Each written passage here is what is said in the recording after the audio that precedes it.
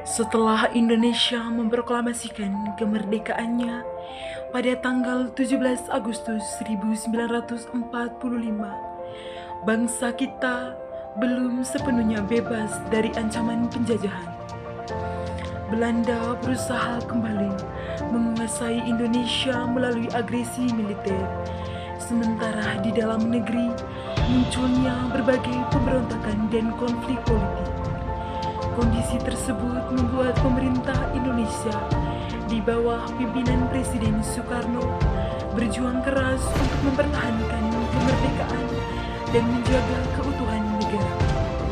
Selain itu, pemerintahan juga berusaha membangun sistem pemerintahan, menyusun konstitusi serta memperkuat perekonomian nasional yang pada waktu itu masih sangat lemah. Pada Orde Lama merupakan awal periode setelah Indonesia memproklamasikan kemerdekaannya pada tanggal 17 Agustus 1945.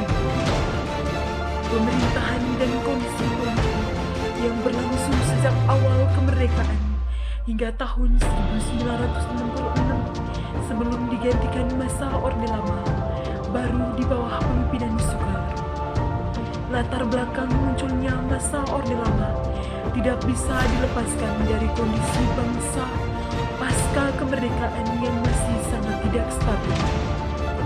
Setelah proklamasi, Indonesia belum sepenuhnya merdeka secara nyata karena Belanda berusaha menjajah dan melakukan agresi militer 1 dan 2. Pemerintah Indonesia harus berjuang mempertahankan kemerdekaan di tengah keterbatasan sumber daya, kondisi ekonomi yang terpuruk, serta belum adanya sistem pemerintahan yang baik.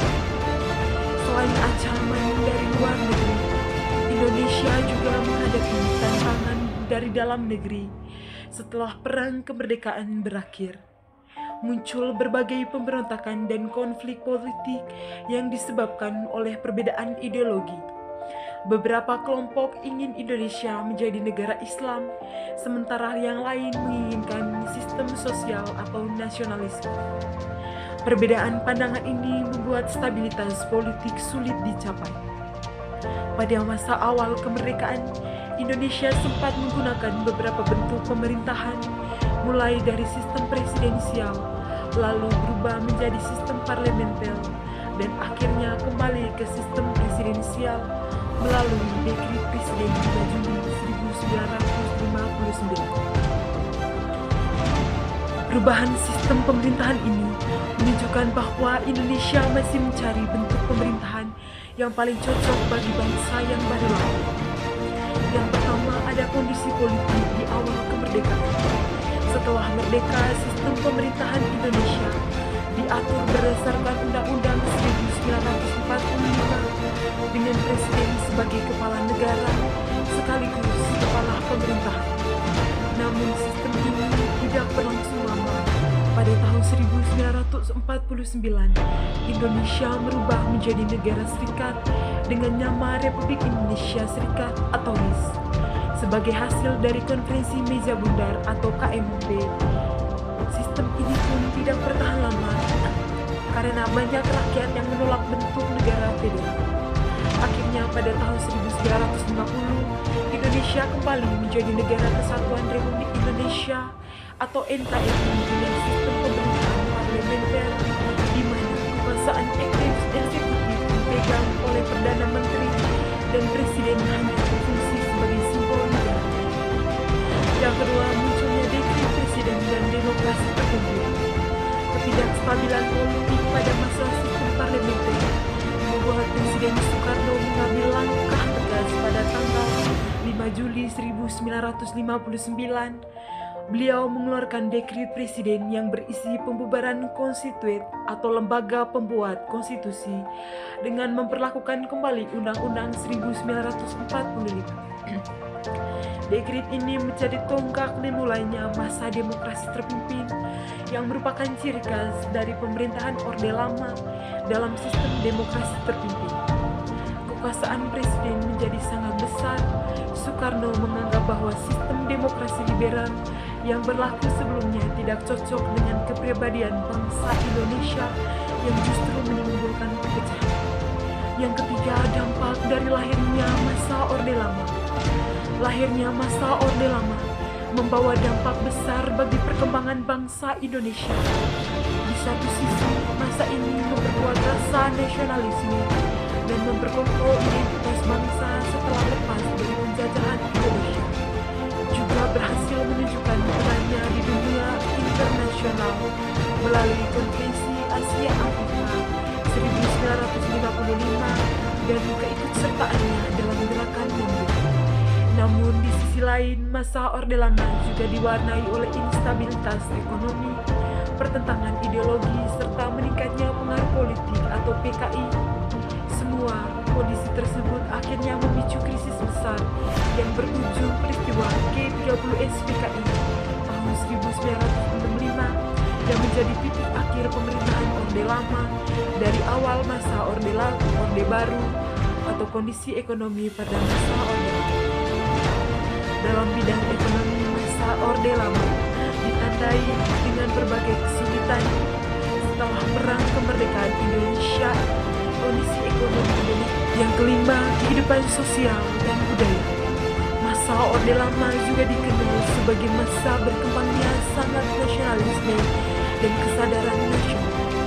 Presiden Soekarno berusaha menanamkan semangat cinta tanah air melalui berbagai kegiatan budaya dan pendidikan. Di bidang pendidikan, pemerintah menekankannya pemerintahan pembentukan karakter bangsa yang bersifat revolusioner. Banyak bangsa, seni sastra dan film yang mengembangkan semangat perjuangan dan kebanggaan terhadap identitas bangsa. Selain itu, bangsa Indonesia semakin mantap digunakan sebagai alat pemersatu bangsa di seluruh pelosok tanah air. Yang keenam, politik luar negeri pada masa Orde Lama. Dalam bidang hubungan luar negeri, Indonesia pada masa Orde Lama menganut prinsip politik bebas aktif, artinya Indonesia tidak berpihak kepada blok barat yang dipimpin Amerika Serikat maupun blok timur yang dipimpin Uni Soviet. Namun Indonesia tetap aktif memperjuangkan perdamaian Indonesia dalam kemerdekaan bangsa yang masih dijajah. Salah satu peristiwa penting adalah segalanya Konferensi Asia Afrika di Bandung pada tahun 1955 yang dihadiri oleh negara-negara Asia dan Afrika yang baru merdeka. Konferensi ini menghasilkan semangat solidaritas antar negara, berkembang untuk menentang kolonialisme dan memperjuangkan kemerdekaannya. Selain itu, Indonesia juga menjadi salah satu negara pelopor berdirinya Gerakan Non-Blok atau GNB. Gerakan ini bertujuan untuk memperkuat posisi negara-negara yang tidak ingin terlibat dari dalam konflik politik antara dua blok besar dunia. Melalui politik luar negeri, Indonesia berhasil menunjukkan dirinya sebagai bangsa yang berdaulat, berani dan memiliki peran penting di dalam dunia nasional. Yang ketujuh, akhir dari masa Orde Lama.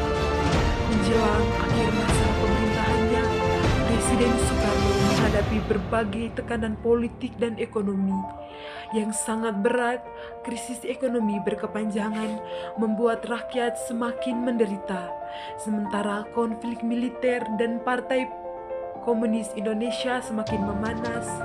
Puncak dari ketegangan ini terjadi pada peristiwa Gerakan 30 September 1965 atau G30S PKI yang menewaskan sejumlah jenderal TNI. Pemerintah menuduh PKI sebagai dalang di balik peristiwa tersebut, dan peristiwa ini menjadi awal runtuhnya pemerintahan Soekarno. Setelah kejadian itu, munculnya desakan dari berbagai pihak agar Soekarno menyerahkan kekuasaannya. Pada tanggal 11 Maret 1966, Soekarno menandatangani surat pemerintah 11 Maret atau Superman yang memberikan wewenang kepada Letnan Jenderal Soeharto untuk membantu mengambil tindakan demi keamanan dan stabilitas negara. Dari sinilah masa pemerintahan Orde Lama berakhir dan digantikan oleh masa Orde Baru yang dipimpin Presiden Soekarno.